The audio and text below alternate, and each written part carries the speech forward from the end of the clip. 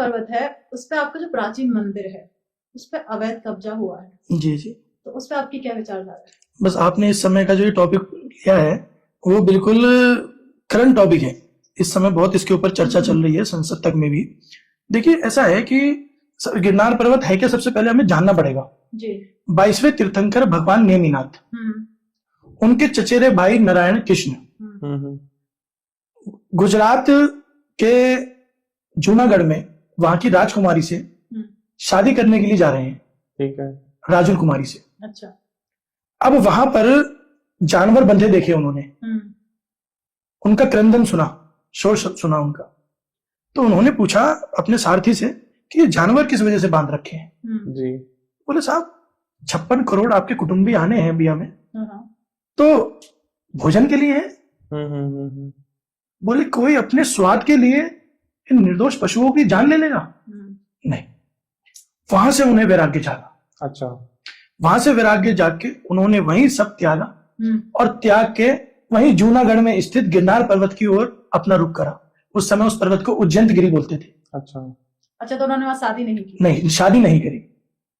और जब हम ऊपर जाके उन्होंने तपस्या करी। ठीक है। और अंततः उसी गिरनार पर्वत की चोटी से, जिसे हम आज 5वीं टोक बोलते हैं, वहां से उन्होंने मोक्ष की प्राप्ति करी। 2002 के आसपास उस तीर्थ पर कुछ विधर्मियों द्वारा भगवा चोला पहनकर कब्जा कर लिया गया। अच्छा, मतलब हिंदू द्वारा? अब मैं उन्हें हिंदू नहीं कहता, मैं उन्हें विधर्मी कहता हूं, क्योंकि हिंदू कहने से ऐसा लगता है कि सारे हिंदू। तो कुछ लोग होते हैं ऐसी मानसिकता के, सब लोग ऐसी मानसिकता के नहीं होते। सही बात है। तो उन्होंने उस पर कब्जा कर लिया और पहले किन्हीं दत्तात्रेय गुरु की प्रतिमा लगभग 12 इंची ऊंची वहां उनके भगवान के चरण के पास स्थापित कर दी 2002 में। और 2020 यानी कोरोना काल के अंदर वो 12 इंच की मूर्ति हटा के वहां 5 फुट की मूर्ति स्थापित कर दी। जबकि जो गुरु दत्तात्रेय की आप जीवनी पढ़ेंगे तो वो गुरु दत्तात्रेय कभी भी गुजरात की तरफ ही नहीं गए, जिनको वहां ये कह रहे हैं कि गुरु दत्त की वहां पर प्रतिमा स्थापित उन्होंने करी है, कि यहां पर उन्होंने तपस्या करी। और सबसे बड़ी बात, ये काम पुराने काल में नहीं हुआ, ये काम आजाद भारत के अंदर हुआ और एक ऐसी सरकार के अंदर हुआ जिसे जैन समाज, हिंदू समाज अपनी सरकार मानता है। हाँ, सही बात। और कई बार कहा भी गया इस चीज के लिए, लेकिन जवाब एक ही मिलता है कि वोट। सही बात है। तो कुछ ऐसा प्रतीत होता है कि जैसे आज का समय लोकतंत्र ना होकर भीड़ तंत्र में बदल गया है, कि जहां भीड़ है वहीं बारात सज रही है। ऑब्वियस है, जैन धर्म बहुत, मतलब जो पॉपुलेशन है वो काफी कम है। बिल्कुल।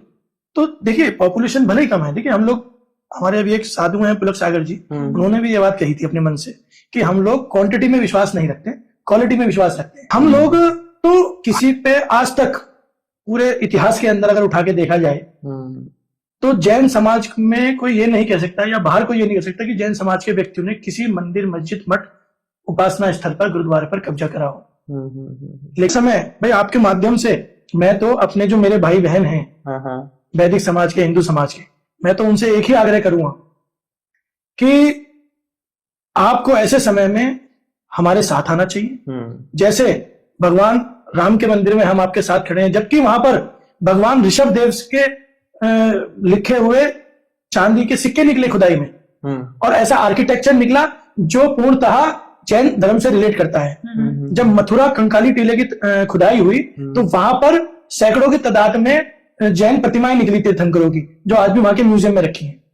लेकिन हमने क्लेम नहीं करा, क्योंकि हमने कहा कोई बात नहीं, राम भी हमारे ही हैं भाई, ऋषभ देव हमारे, राम भी हमारे, कृष्ण भी हमारे, नेमिनाथ भी हमारे। लेकिन कहीं ना कहीं मैं ये दोबारा से बोल रहा हूं, आग्रह कर रहा हूं कि सर्व समाज के लोगों को, चाहे वो हिंदू, शैव हो, वैदिक हो, बौद्ध हो, जो भी हो, सबसे मैं आग्रह ये कर रहा हूं कि हमारे साथ आकर, और जो कुछ लोगों ने ये कलंक लगाने का कार्य चंद्रमा के समान हिंदू धर्म के ऊपर किया है, गिरनार पर्वत पर कब्जा करके, आप आगे आइए, हमारे साथ आइए और हमारे साथ आके उस कब्जे को मुक्त कराइए। जैसे हम आपके साथ हर सुख दुख में खड़े हैं, ऐसे ही इस परिस्थिति में आप हमारे साथ खड़े हुए हैं। तभी तो भाईचारे का मजा है, सही बात। तभी तो आपसी सौहार्द का मजा है।